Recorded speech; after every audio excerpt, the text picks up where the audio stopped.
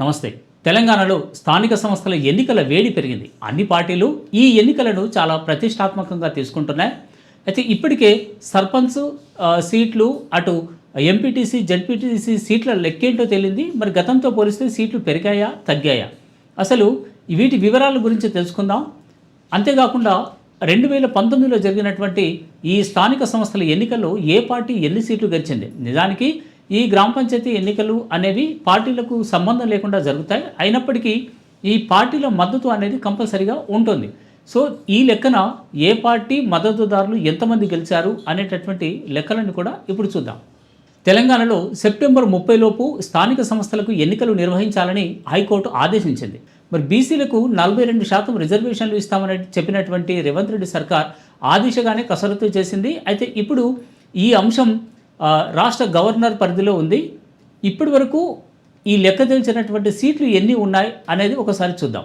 2025లో జడ్పీలు అంటే జిల్లా పరిషత్తులు 31 ఉన్నాయి. కానీ 2019లో అవి 32 ఉన్నాయి. అంటే ఇప్పుడు ఒకటి తగ్గింది. ప్రస్తుతం జడ్పీటీసీలు 566 సీట్లు ఉంటే 2019లో ఈ సీట్ల సంఖ్య 539 మాత్రమే. అంటే ఇప్పుడు అవి 27 పెరిగాయి. ఇక ఎంపీపీలు ప్రస్తుతం 566 సీట్లుంటే 2019లో 539 సీట్లు మాత్రమే ఉన్నాయి. అంటే గతంతో పోలిస్తే ఇప్పుడు 27 సీట్లు పెరిగాయి. మరోవైపు ఎంపీటీసీలు 5773 సీట్లు ఉన్నాయి. 2019లో అవి 5817 సీట్లు ఉన్నాయి. అంటే 44 తగ్గాయి.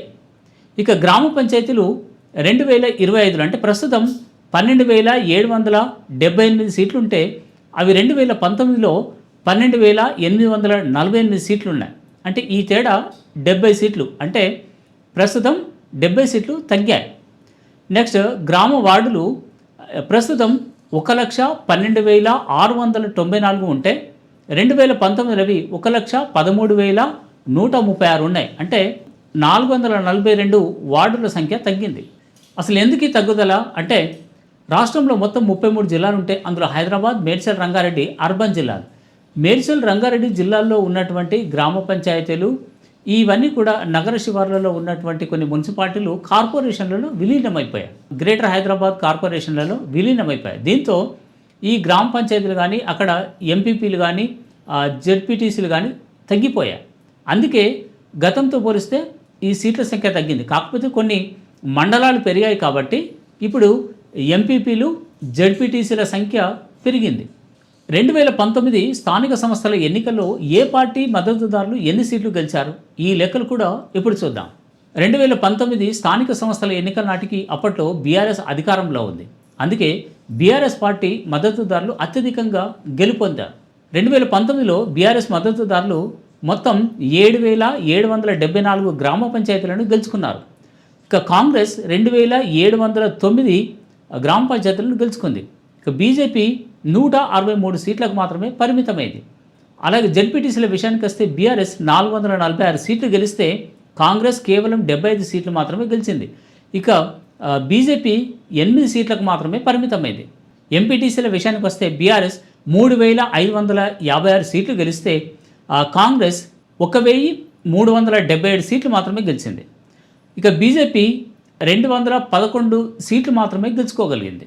ఇక జడ్పీల విషయానికి వస్తే బీఆర్ఎస్ మొత్తం 32 జడ్పీలకు 32 గెలుచుకుంది. అటు కాంగ్రెస్కు కానీ, బీజేపీకి కానీ ఒక్క సీటు కూడా దక్కలేదు.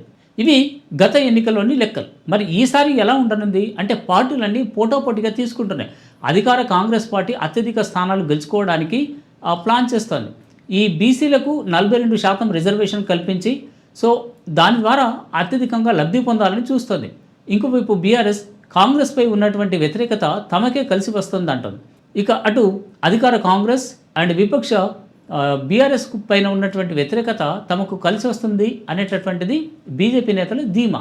మరి ఏ పార్టీ ఎన్ని సీట్లు గెలుచుకోబోతుంది, ఏ పార్టీ మద్దతుదారులు అత్యధిక సీట్లు గెలుస్తారనేది చూడాలి. ఆల్రెడీ 2024 జనవరి 31నే సర్పంచుల పదవీ కాలం అనేది ముగిసింది. ఆ తర్వాత మే నెలలో జెడ్పీటీసీలు, ఎంపీటీసీల పదవీ కాలం ముగిసింది. అప్పటి నుంచి ఈ స్థానిక సంస్థలన్నీ ప్రత్యేక అధికారుల పాలనలోనే మగ్గుతున్నాయి. దీనివల్ల కేంద్ర ప్రభుత్వం నుంచి రావాల్సినటువంటి నిధులు రావడం లేదు. అందుకే తొందరగా ఎన్నికలు నిర్వహించాలంటూ కోర్టుకు వెళ్ళారు కొంతమంది. దానిపై విచారణ జరిపినటువంటి తెలంగాణ హైకోర్టు సెప్టెంబర్ 30 లోపు ఎన్నికలు నిర్వహించాలి అని స్పష్టమైనటువంటి ఆదేశాలు ఇచ్చింది. సో ఈ మేరకు ఎన్నికలు నిర్వహించడానికి రాష్ట్ర ప్రభుత్వం తీవ్రమైనటువంటి కసరత్తే చేసింది. కులగణన సర్వే చేపట్టి దాని ప్రకారం బీసీలకు 42% రిజర్వేషన్లు కల్పించాలి అనేటటువంటి నిర్ణయానికి వచ్చింది. దానిపైన ఇప్పుడు ఆర్డినెన్స్ తీసుకొచ్చి దాన్ని రాష్ట్ర గవర్నర్కు పంపింది. గవర్నర్ ఆమోదం లభిస్తే ఈ ఎన్నికల్లోనే బీసీలకు 42% రిజర్వేషన్లు అనేవి వచ్చేటటువంటి అవకాశం ఉంది. లేదు అని అంటే మరి పాత పద్ధతిలోనే ఎన్నికలు నిర్వహిస్తారా, మరి ఏం చేస్తారనేది చూడాలి. నమస్తే.